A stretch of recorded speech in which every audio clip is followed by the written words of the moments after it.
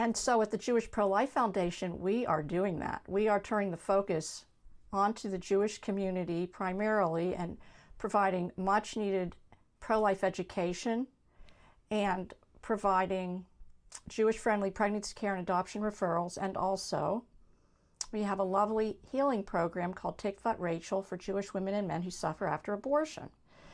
And we're also extending our outreach educational efforts to the greater public because the mainline Jewish narrative around abortion now is that it's a Jewish value and a religious right, and this is gaining traction in legislation all over the country.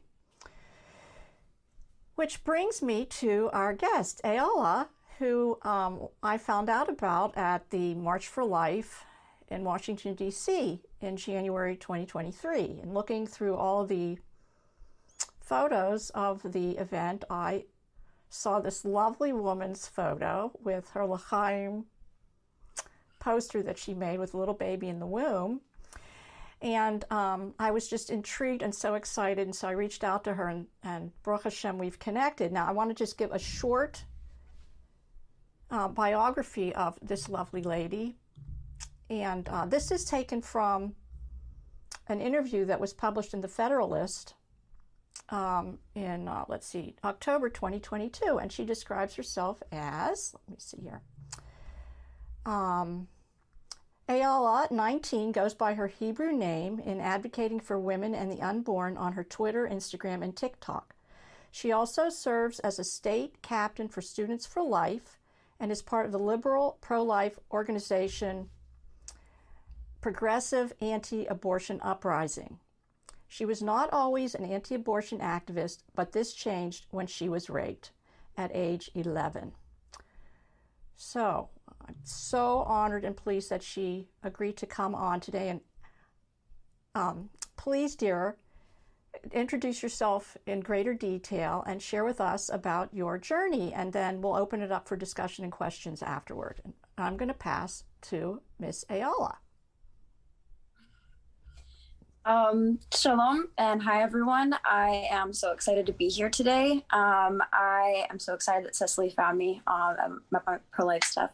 So yeah, I'm 19 years old. I'm a student. I live in California in the United States, and I do full-time pro-life work. I do work primarily for Progressive Anti-Abortion Uprising. I do organizing for them. And I am one of the only Jewish pro-life voices that I'm familiar with in our circles. So it's a big deal for me to find other Jewish pro-lifers. So yeah, when I was 11 years old, I was living with someone who'd been staying with our family, and he assaulted me. And for about 4 years after that, it was kind of an ongoing abuse situation. And then when I was 15 years old, I got pregnant from that abuse. And as a 15-year-old, I was a freshman in high school. I obviously didn't know much about babies. I'd never been pregnant before, and it was really scary. And I was kind of thinking to myself, you know, girls in my situation, normally what they would do is they get an abortion.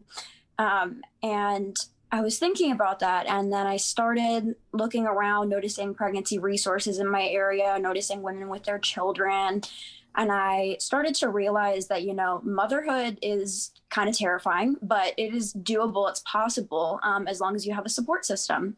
And I started to think, you know, if I'm going to be a mother, I'm going to have to report what's happening to me to protect myself and my baby. And unfortunately, I did end up losing my baby. She was about 10 weeks old. I had a miscarriage at school, and I was devastated. I ended up naming my baby Rachael. And I realized after having that miscarriage, I think, that life in the womb is a human life. It's not a collection of cells. It's not a clump of tissue. When you are pregnant as a woman, you are able to feel the process of a human life growing inside of you. And I think from that moment, I was no longer able to pretend that I didn't understand what abortion was. I was no longer able to sit by idly as abortion continued to happen to women in America, because these women aren't being informed about what abortion is. I knew that I wasn't.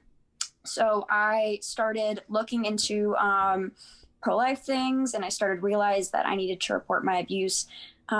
because of Rachel and her memory. So I ended up reporting my abuse, and I ended up getting counseling and healing from that experience. And obviously, we continue to heal every day from our experiences. But now, in Rachel's memory, I continue to fight for children like her. I continue to fight for children specifically conceived in rape, because a lot of the time they're left out of the abortion debate because they're inconvenient and uncomfortable to talk about. But I think they're important to talk about. So that's most of the work that I do. On my Twitter, I am pro-life Jewess, and I talk about my situation. I talk about Judaism. I talk about abortion. And I think that's most of my story. Thank you. Thank you for giving us that overview. I would like to ask you, how do you cope with the constant narrative in the media that abortion is a Jewish value? It's difficult. I just did a video for Students for Life talking about this exact subject, basically explaining that halachically, you can't just get an elective abortion. That's not a concept in Judaism. And explaining, that the sages have taught us fetal life is a human life. It's not just a collection of cells. Like, we do receive our souls when we are conceived, even though they're not fully formed until about 40 days. And it's never been a Jewish narrative that life is invaluable, or life is disposable. Like, those are not Jewish concepts. All of Judaism is about life, l'chaim. So I think that it's a pretty incoherent narrative, but I think that it's so prevalent because when Jewish people aren't being actively hated, we are being exploited. So if we are useful to the media in any way, in this case, to further the child sacrifice industry, they're going to use us in any way that they can. And I think that a lot of people don't understand that aspect, but I think that's the reason.